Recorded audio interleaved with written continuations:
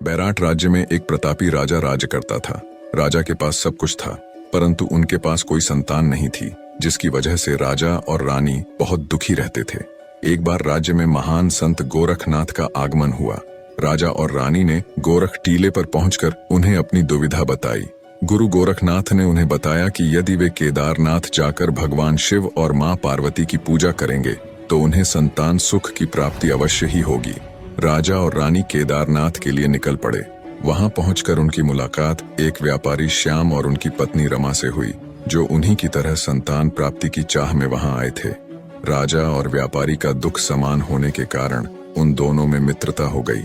वे दोनों आपस में एक वादा करते हैं कि अगर हमारे बेटा बेटी होंगे तो हम उन दोनों की शादी करवा देंगे। भगवान शिव की कृपा से राजा के घर राजकुमार का जन्म हुआ, जिसका नाम मालूशाही रखा गया, और व्यापारी श्याम के घर राजुला नामक कन्या का जन्म हुआ। पुत्र के जन्म के बाद राजा ने एक ज्योतिषी को बुलाया और बच्चे के भाग्य के बारे में बताने को कहा। ज्योतिषी ने राजा को बताया, राजन, आपका पुत्र बहुरंगी है, इसकी अल्प मृत्यु का योग है। अगर इसे बचाना है तो जन्म के 5वें दिन इसका विवाह किसी नौरंगी कन्या से करना होगा। राजा को अपना किया वादा याद आता है और वे तुरंत यह संदेश व्यापारी श्याम के घर भिजवाते हैं। राजा का प्रस्ताव सुनकर श्याम तैयार हो जाता है और खुशी खुशी अपनी पुत्री राजुल्ला का प्रतीकात्मक विवाह मालूशाही से कर देता है। लेकिन विवाह के कुछ समय बाद ही राजा की मृत्यु हो जाती है और इस अवसर पर कुछ दरबारियों ने दुष्प्रचार करना शुरू कर दिया। वे कहने लगे कि बच्ची ने विवाह के बाद ही ससुर को खा लिया, उसके पैर राज्य में रखते ही अनर्थ हो जाएगा।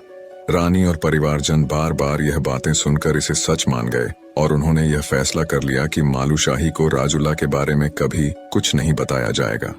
वक्त बीतता रहा, राजुल्ला और मालूशाही जवान हो गए। राजुल्ला के पिता श्याम यह सोचकर चिंतित रहने लगे कि राजा की तरफ से कोई खोज खबर क्यों नहीं आ रही है।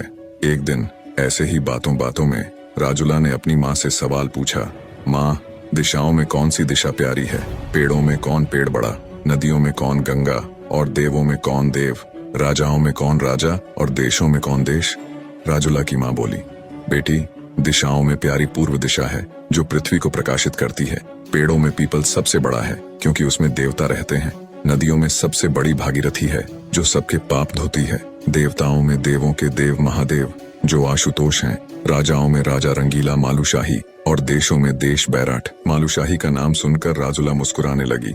उसे ऐसा एहसास हुआ मानो बैराट और मालूशाही से उसका कुछ जन्मों का रिश्ता हो। उसने तुरंत अपनी माँ से कहा, माँ, मेरा ब्याह बैराट में ही करना। राजुल्ला की बात सुनकर उसकी माँ का दिल घबरा जाता है और वह उसकी बात को अनसुना कर देती है। राजुल्ला बहुत ही ज्यादा खूबसूरत थी और दिन प्रतिदिन उसकी खूबसूरती के चर्चे चारों दिशाओं में फैलने लगे। वहीं देश के राजा बखीपाल को भी राजुल्ला की सुंदरता की भनक लग जाती है और वह मंत्रियों के साथ श्याम के घर पहुंच जाता है। वहां वह राजुल्ला की सुंदरता देखकर मंत्रमुग्ध हो जाता है। राजा बखीपाल व्यापारी श्याम से उसका हाथ मांगता है, पर श्याम उसे राजा के साथ हुए वचन के बारे में बताता है। इस पर बखीपाल उन्हें धमकी देता है कि अगर राजुल्ला का विवाह मुझसे नहीं हुआ तो मैं तुम्हारे व्यापार को तहस नहस कर दूंगा। इसी बीच एक रात मालूशाही ने सपने में राजुल्ला को देखा और उस पर मोहित हो गया। सपने में ही उसने राजुल्ला को वचन दिया कि एक दिन मैं तुम्हें ब्याह कर लाऊंगा। ठीक यही सपना राजुल्ला ने भी उसी रात देखा। एक तरफ मालूशाही का वचन और दूसरी तरफ राजा बखीपाल की धमकी। इन सबको देखकर राजुल्ला ने सोचा कि वह खुद बैराट जाएगी और मालूशाही से मिलेगी। उसने अपनी माँ से बैराट जाने का रास्ता पूछा। इस पर उसकी माँ बोली, बेटी, अब तुझे तो बखीपाल के साथ जाना है, तो बैराट के रास्ते से तेरा क्या लेना देना?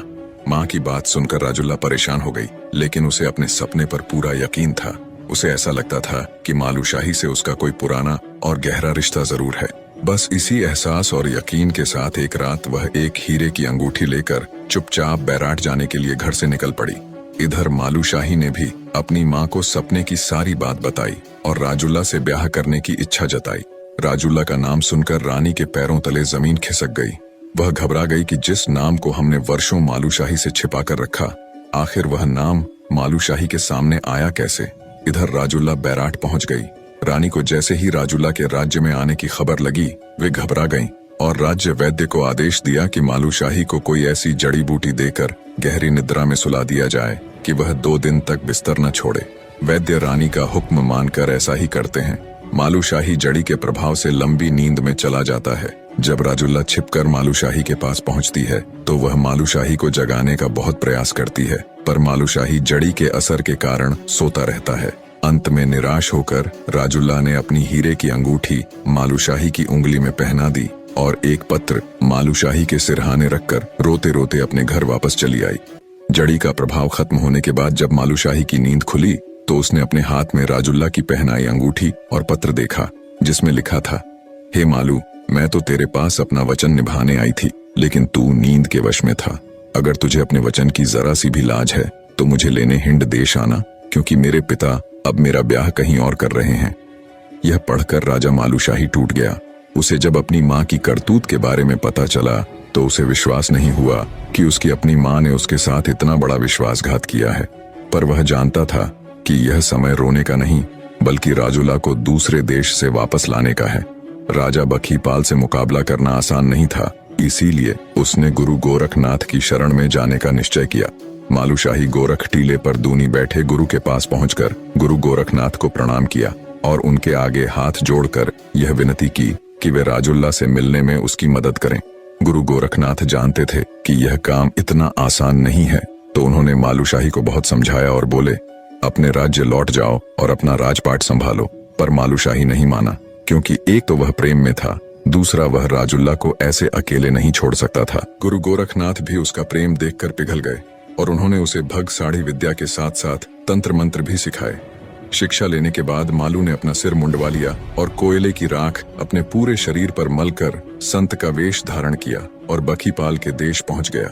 घूमते घूमते वह राजा के महल पहुंचा, जहां बहुत चहल पहल थी, क्योंकि बखीपाल राजुल्ला को ब्याह कर अपने राज्य में ला चुका था।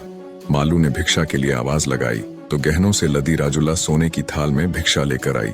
संत के वेश में मालूशाही ने जब अपने सपनों की राजुला को देखा तो देखता ही रह गया और बोला, अरे रानी, तू तो बड़ी भाग्यशाली है, यहाँ कहाँ से आ गई? राजुला संत की ओर अपना हाथ बढ़ाकर बोली, महात्मा, मेरी हाथ की रेखाएं क्या कहती हैं? जोगी ने कहा, मैं बिना नाम गोत्र जाने हाथ नहीं देखता। इस पर राजुला ने बताया, मैं व्यापारी श्याम और उनकी पत्नी रमा की बेटी राजुला हूँ।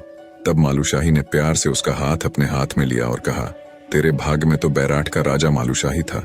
यह सुनकर राजुला रोते हुए बोली, हे महात्मा, मेरे माँ बाप ने मुझे बखीपाल से ब्याह कर जानवरों की तरह राजमहल भेज दिया।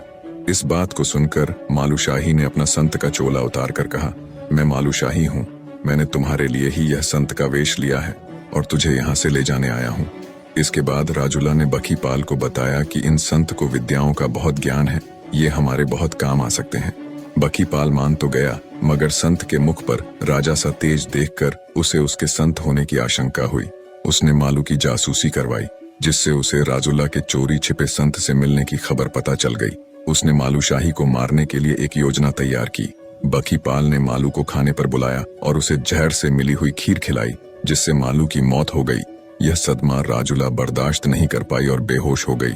इन सब की सूचना जैसे ही गुरु गोरखनाथ को मिली, वे एक सेना के साथ बखीपाल के देश पहुंचे और अपनी विद्या का प्रयोग करके मालू को पुनर्जीवित कर दिया।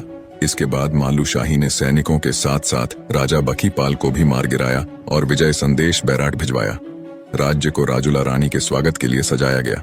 मालूशाही राजुला को लेकर बैराठ पहुंचा, जहां पर उसने धूमधाम के साथ राजुला से शादी रचाई और दोनों हंसी खुशी साथ रहकर प्रजा की सेवा करने लगे। दोस्तों,